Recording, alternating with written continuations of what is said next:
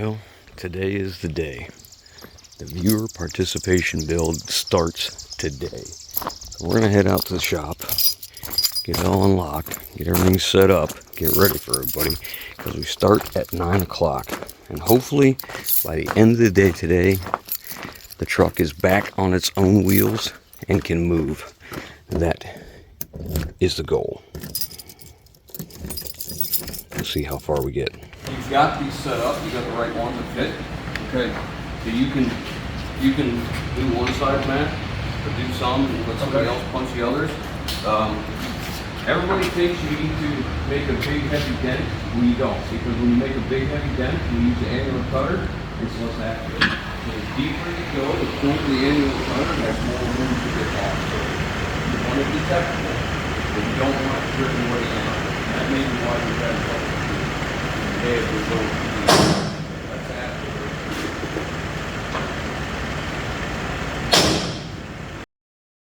So what we're doing here is using the front of the cutoff frame as a template. The reason we're using the front and not the rear is the fact the way the track bar works. The track link, or whatever you want to call it, that holds the differential centered in the frame as the suspension articulates up and down. On the rear axle, the bar mounts on the driver's side of the differential and on the passenger side of the frame.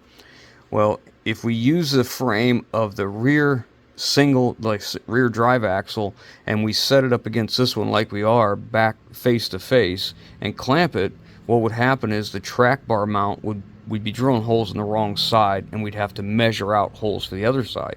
So instead of doing that, we just cut off the front and just flip them. So now the front axle of a cutoff, of this cutoff, had the track bar mounted on the passenger side of the differential and mounted to the frame, the driver's side frame. So by flipping these two outside and opposite sides, now it gives us the correct thing. We're using a transfer punch, and we got one that fits the holes perfectly. And what it does is the outside diameter fits the hole and gives us a center mark that'll give us a way to line up the point of the annular cutter. I'm using a silver streak pencil here to go inside these and circle it, so if we were to remove these templates that we have, you could easily find where our center punch marks are, because sometimes they get lost in a black frame. In this case, I'm just showing this. We're not actually going to remove this. We're going to drill the holes with the mag drills right through the existing holes. If I was doing it myself, I would remove this just so I wouldn't have to work around the flanges of the frame. But being so, these are guys that may or may not have done this before, I wanted to show both options. Now we're going to do one side with the Evolution mag drill, the electric corded version. We're going to do the other side with the Milwaukee M18, and I'm just going to show the guys the difference in the two mag drills, and you can just see how different they operate, and what is nice feature about one and about the other. So we're just about ready here. We're going to pair a couple guys up and get to drilling.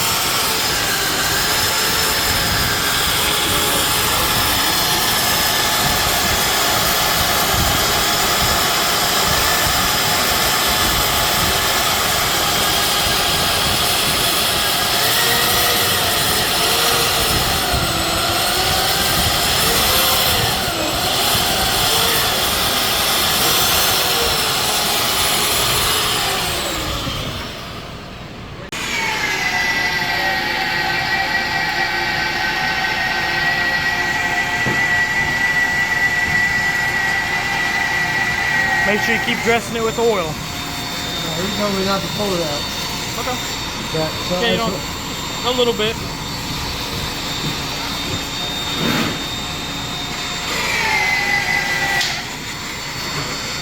we're almost there.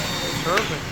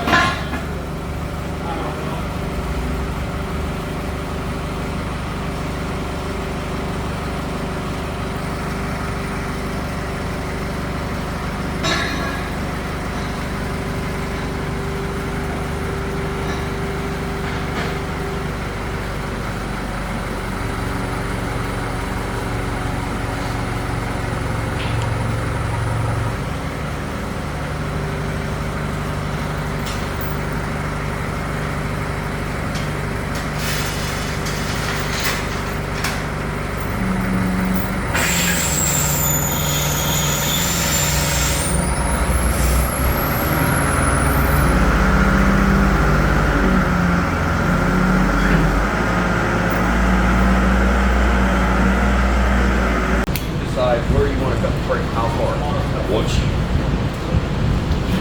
What's your method of cutting it? What you're going to use? Make sure it's 16. Well, we have several options. Okay. So I think what we're going to do is, so everybody gets experience doing it, we're going to use several methods. So we'll actually be cutting this frame twice. I'd like everybody to have the opportunity to cut it, but the final cut will be after it's done. So we're going to make it simple to where we can make several lines, and each person can cut that section of frame.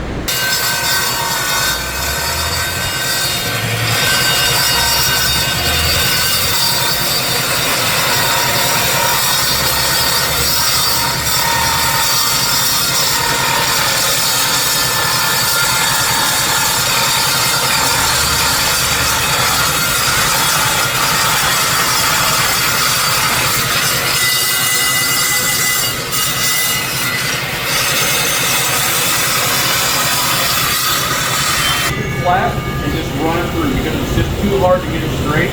Oh, I see. So you make a cut through, then come back and... Yeah, so a lot of times to make this easier, we'll take one of these, big reference plant over there. So to make it easier when I'm doing it, this is what I do. So that I have straight edge. Well, I guess it's like blade there, but yeah, it is on the apple. And you will not keep it when you bottom it out. On the figure in, and then we can take the square.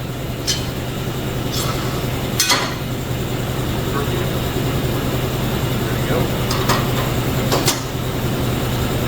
So now when you run it through, it's on your edge. You're going to come all now. Yeah. I can't find the gear hole. Now, start the blade line. Yeah, you back the blade up. You don't have to back up with my dude. Back it up and get rolled up. No, they expand like this.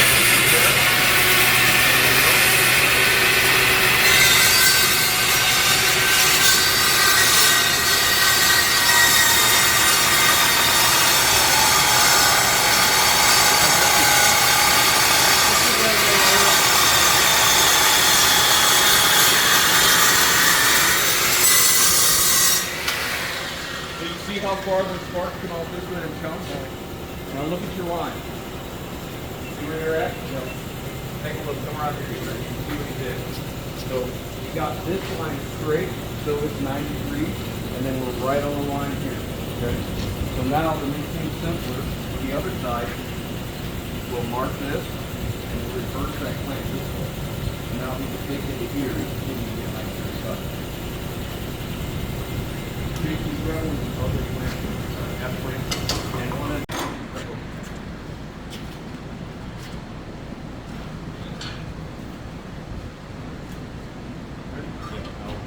blade first. And go with it.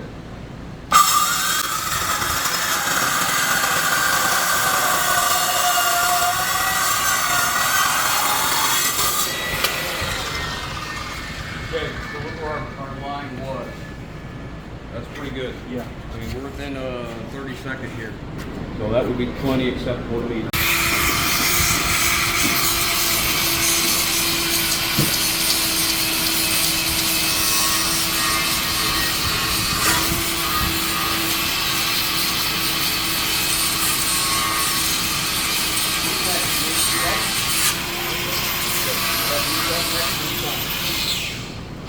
The only other thing I would do, like if you're worried about cutting your finger, just take that around all the edges.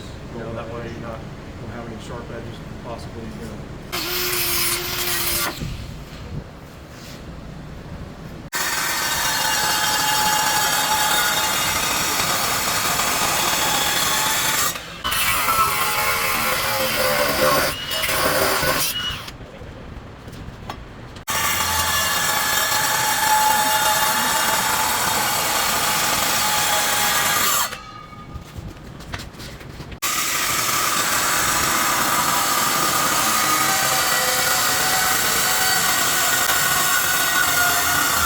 You're not going to use the straight edge. You're going. Well, I was going to try to freehand just because, like, Hey, I know if I'm just doing stuff, I'm not going to take the time. that's what I used to say. That's what I used to say, and then I had to cut it 2 or 3 times. I feel like is it really worth setting it up just while and I mean, like you said, it's Whatever level, good enough.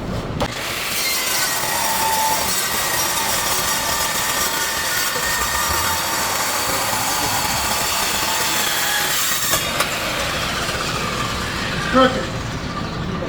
I'm perfect. I am just absolutely shocked. I am shocked at this crooked. Well, I was like, And oh. I'm going to tell you the reason it's crooked is you can't see it. Well, There's yeah. not enough here to work with, right? Well, that's the saw's fault because the blade's a little bit dull now. It wasn't his fault. Yeah. I blame the tool. Actually, I blame Jesse. Yeah. That is a perfect century slant. I didn't put the line where he cut. Oh, that's it. Yeah. I got it. Josh? Yeah, I marked it wrong. Yeah. Should have moved that line over. Well, nobody told you, but I'm here to show you how to do stuff wrong. Oh. And then teach you. The safety administrator's telling us how what not to do. I forgot about that. Okay. No, nobody's useless. They can always be a bad example. Yeah.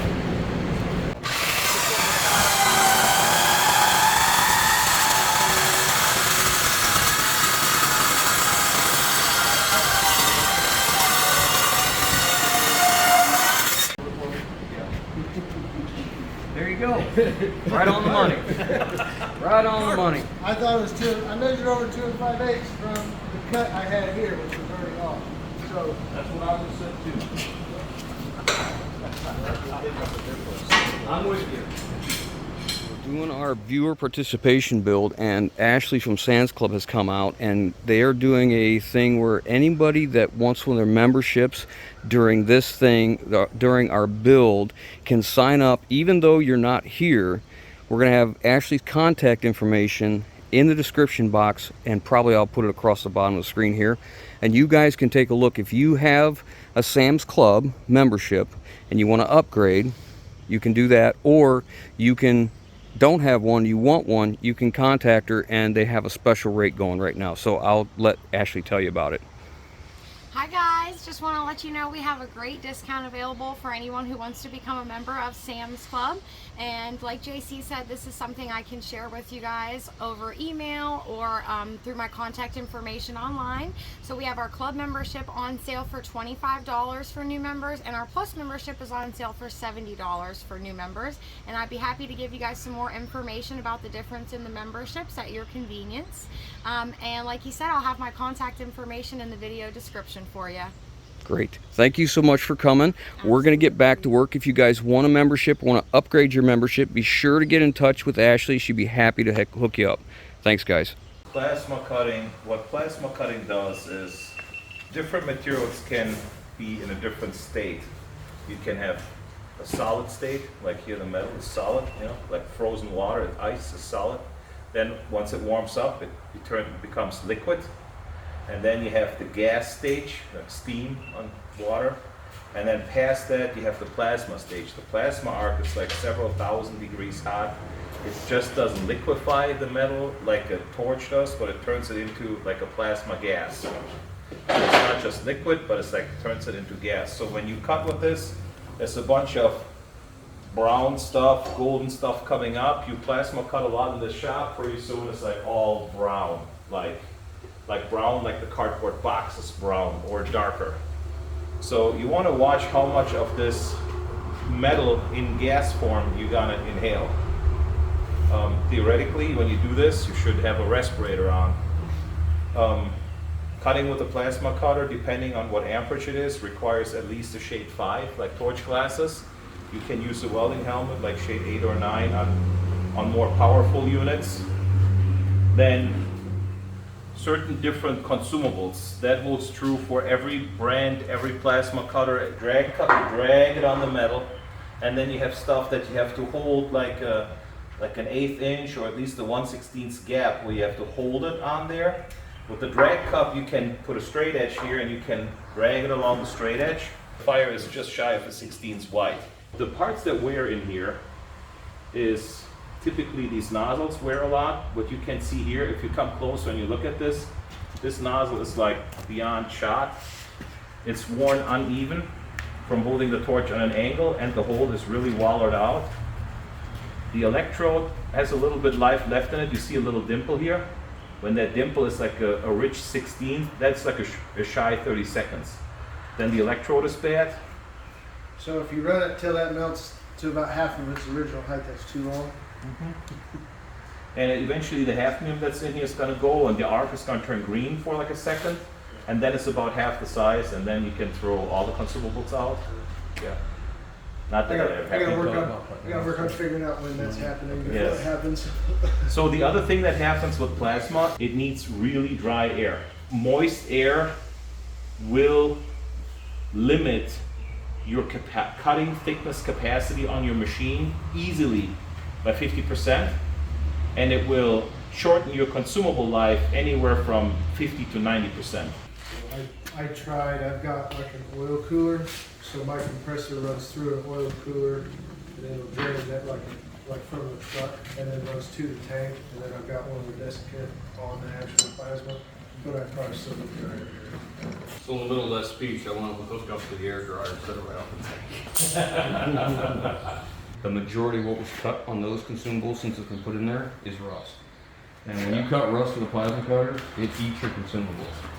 So if you take a flat disc and clean it first, That's what I was. it makes a huge difference. That's what I But was asking. we're in the rust belt. My blood type is rust positive. So there's not a truck we work on that's not rusty. Right. And I take so much scrap metal and repurpose, right, to use. I wonder what So the lungs look it's very hard on consumables. Right. I've been grinding away at rust in the barn, and I was like, oh, I feel rust in my lungs. That's probably not healthy. Probably not. These consumables are designed to work really well in a certain very narrow range.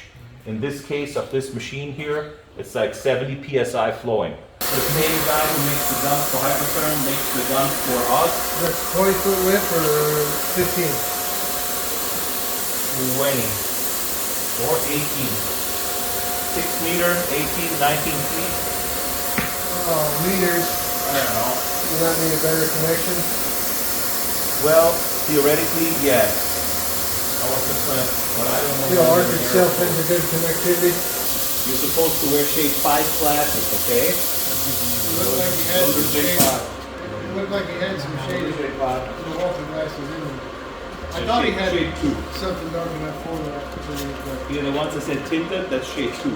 What you typically do on plasma, you dial it wide open as far as amperage, and then you determine this. You determine what to do by the cut speed. So when I cut here, when I cut and the sparks go straight up and down,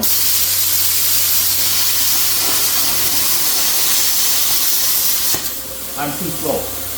Ideally what you want is you want to cut so fast that the tail is like 15 degrees coming off like this when you cut. Any more and you cut too fast, it comes at a 45 degree, next thing you know it, It's not cutting at all, it's kicking back up and spraying up and over, okay? That's it. See? Too fast. Okay?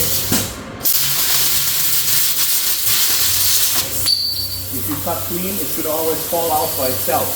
You said what shape? 5. So I've got like Miller acetylene glasses.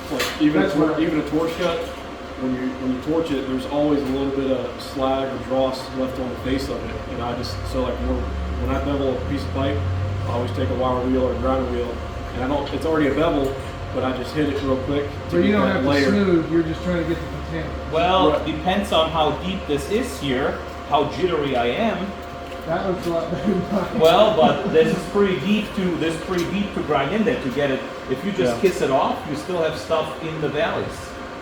Yeah, even like if you had, say you were going to weld that seam for whatever reason, get in there with something, a wire wheel, just something to get, because there's still a little bit of residue on the face of that cut. But if you're saying this will cut, 5/8 at 40 amps. Yeah, here. I don't know what the hell you'd be cutting at 110 amps. Oh, with 110 amps, it's easy. You cut 2 inches. Well, right, but I don't have 2-inch steel. Yeah, but if you do like this material handler, those grapples in the scrapyard, Yeah. I mean, Well, the guys, teeth on it are 2 inches thick. I worked at a robotic welding and stamping place, and their die plates were 2 inches thick. Yeah. You got something that is thick just to destroy? Sure, that's not thick. No, you don't have to cut thick. I just didn't know. You said like that's close to 3/8 or 5/16 or whatever at 40 amps. Like I was using 60 amps to cut half-inch or whatever. And so, I mean, it could be my ears not dry, et cetera, et cetera, et cetera. Yeah. But the recommendations were still like depending on your feedback. How Yes, fast you yes. want to go. So like with this machine, half inch, you're like 15 to 20 inches per minute. We got it this machine. 153. Is this a 45 amp? It's, yeah, it's a 45 Push it amp 2 max. o'clock. We got a cut frame. But it's Okay, fine. so cut frame then. Cut frame. Next guy up. Okay. Cut frame. Cut frame. Alright. By the end of the day today, the axle needs to be under this thing, bolted in place, and drive shaft up. All we will meet the goals. It's using the bicycle, so it's not the same. Yes.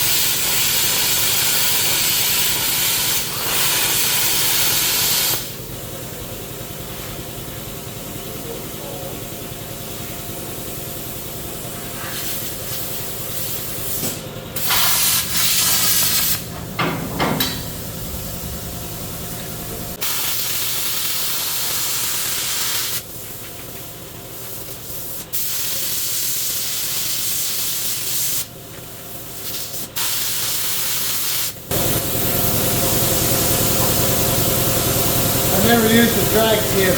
I like the cheap prime weld. It's got like two steel legs all over the thread. Yeah. I don't really like the weld. Whatever they're colored. And touch everything, bump on everything.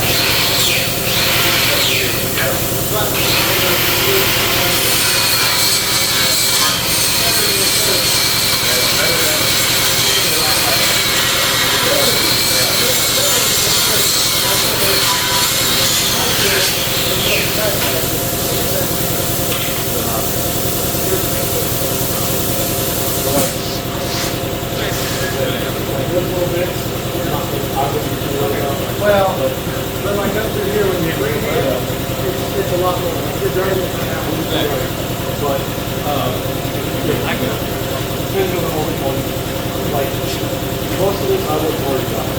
But if you're, talking about it, like you're reading it, just put a wire wheel, get that ratio clean. So I didn't know, but like for the MIG, if you're hot enough, you get this edge, say this is the edge of weld, and that's clean. And you get enough, like when it push, when the weld tool push it out, with the gas, you shim the gas, and the hot is better. But you definitely want to get all the draw off there. Oh yeah. But, I mean, this is pretty cool, by the way, it's a single, we had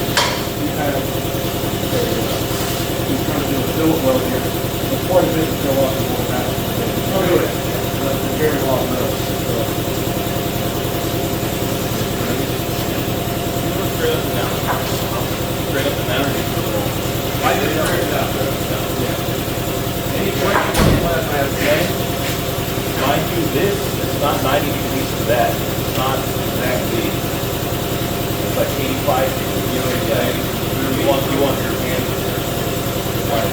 You're going to get that about, take that bit lazy, so my angle is all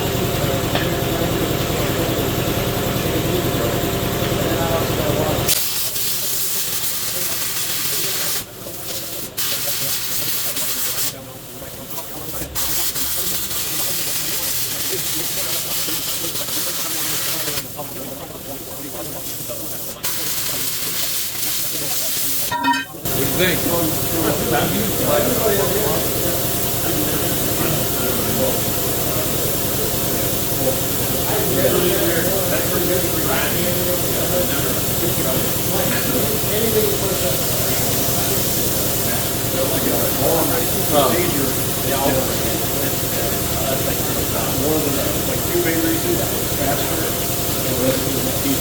So this rack really just get faster to get up to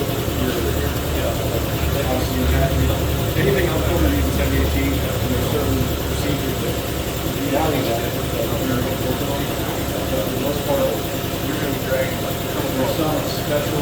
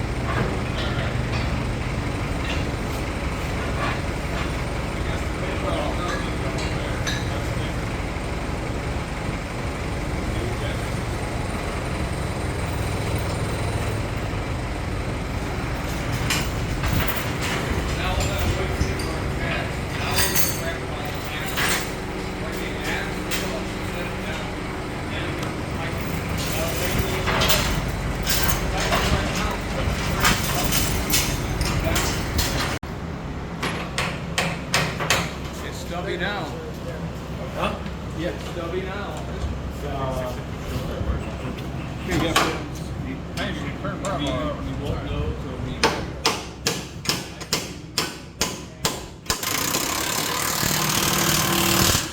I can't see.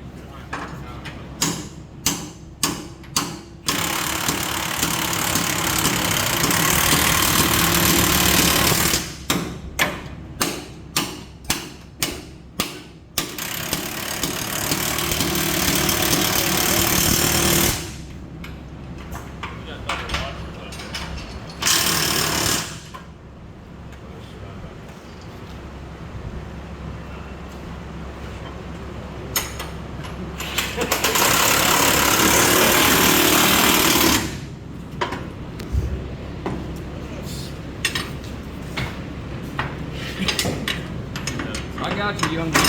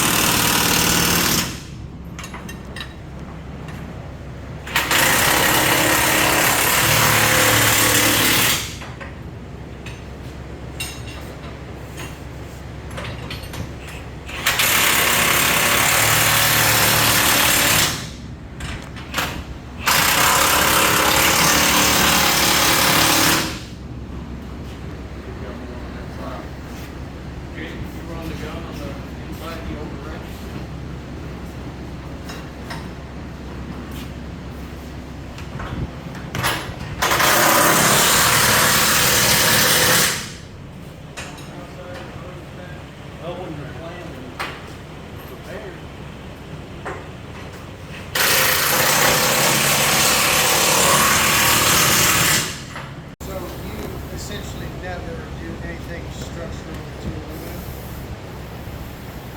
Like welding aluminum, just So when you weld it, pretty.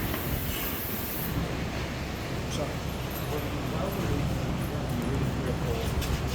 How much you weld it ready for? This is like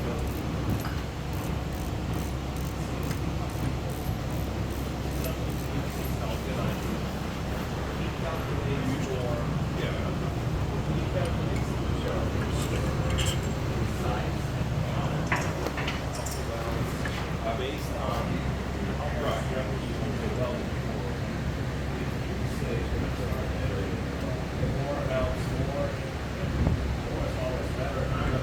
Still have to do something there. But it's the easiest, best way.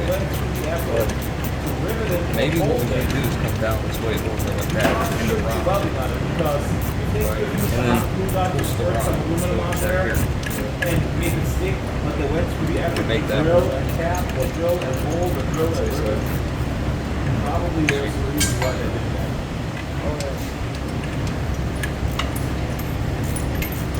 Now those you don't impact in? Huh? Those you don't impact in? Can't fit the impact, can you? Can't fit the impact. Just wanted to go slow, so. How do you know if you do it right? It goes all the way? C1 and C2, which are going to be your outputs, right? So we have supply coming in to the yellow, that's our supply, and these two are our outputs. Here's label. C2 right here. Alright. So we're going to do this. Get my rig cutters in there, Brandon.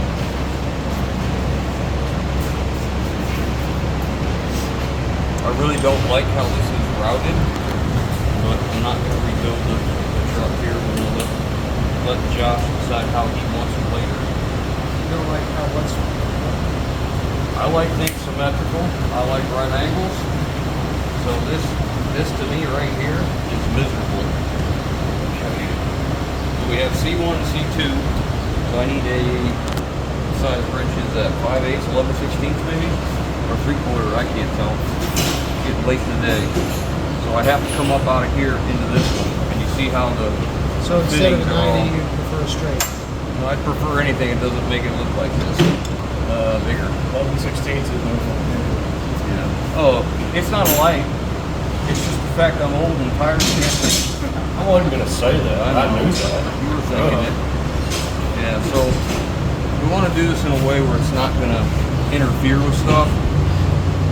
It's not 11/16 says it's not the table. It's 11 rocks still maybe. Let's see what this is.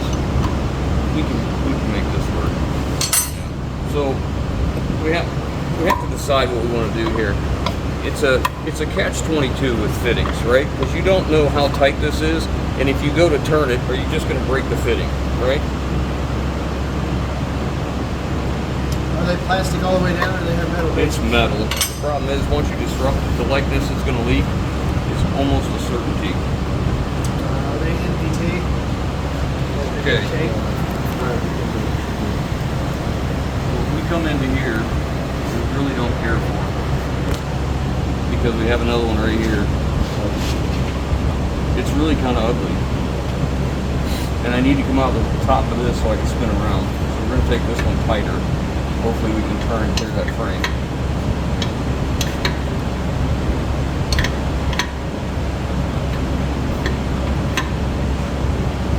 That'll be a big loop right here. Now normally I don't like to do the airlines right now because, as you can imagine, let's see, where we're going to be level right here. I can turn that a little bit. Sounds good for my welders. They're probably going to burn the airlines. Yeah, I'll be out. I'm OCD. I'll be out here with like 90s, 45s, 22 and a half. So I'm trying to get it straight.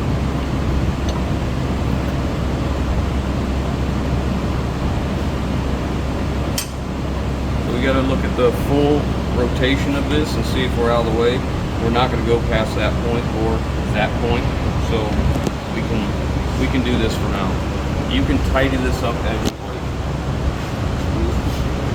Now here we have to come out of this one because this is our other C2, because they control the bags independently. You see a lot of trucks that have them keyed together. So why could you plug one of those ports and just tee off? Yes, yes, you can. This ride height valve was used. One port was for the front axle drives, the other one was for the rear axle drives. Being as though we have them, rather than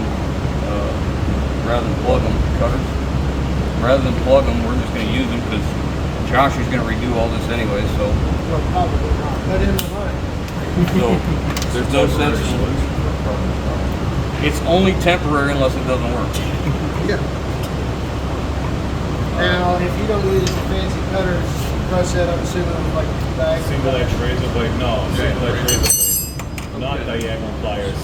You gotta shape them oval and that's it. They're never gonna go in and never You will be seal. surprised how little air it takes to hold this up. You see just this little, whatever thing, that thing.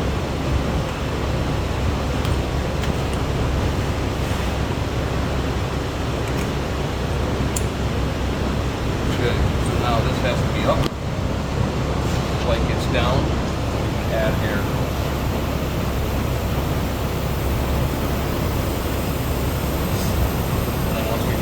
Ride height. Yeah, right there. So we'll find the measurement. So now at this point, the ride height valve is holding the air in the bags, right? Yeah, it'll leak some. Yeah. So now what we have to do is look up the airliner specs for ride height and where it wants it to be from the center of the axle to the bottom of the frame. And then we set this where it goes, and That already moves more than we put this in where it belongs, like that. Well, I feel bad for those poor guys that build this thing. Okay. So let me look up the specs here. I have a sheet somewhere. It's probably easy to look up the specs. Well, I'm wrong.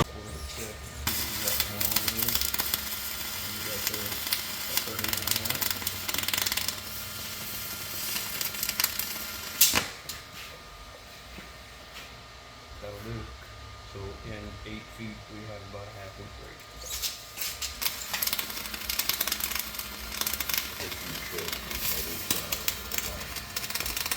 The other primary. Just side to side, right? If we use the drum, which we would like to think is, machined fairly close, right? So, but we're at an angle, right? So we're at 7. I just left with 7 and 11/16. No, 13/16. 7 and 13/16.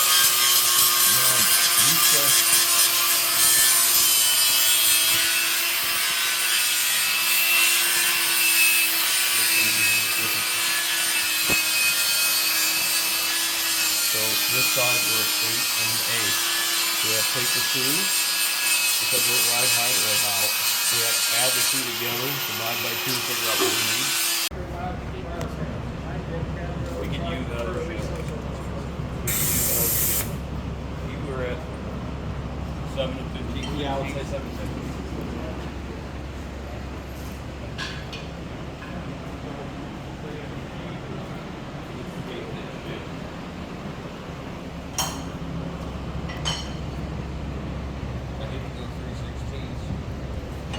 I got over here right now is 8 and 8.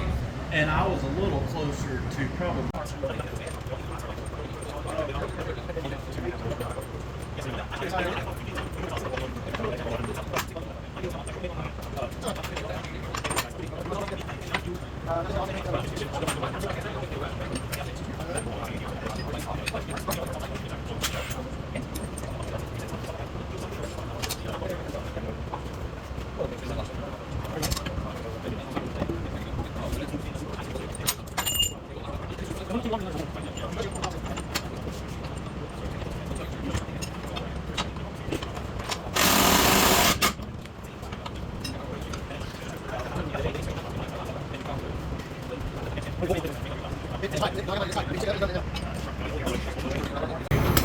One activates the brakes as you go down the road when you touch the pedal. The other one, when you push the yellow knob in, it applies air to this side. So when you set the parking brake on this and you stop and you pull that yellow one out, you're actually releasing the air from the brake chamber. So there is a spring in here, and I just cut one in the car. I still have it. There's a coil spring up inside here that it takes at least 60 pounds of air pressure to overcome that spring.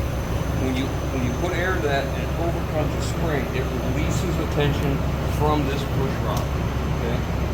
When it does, it pulls it back. Right?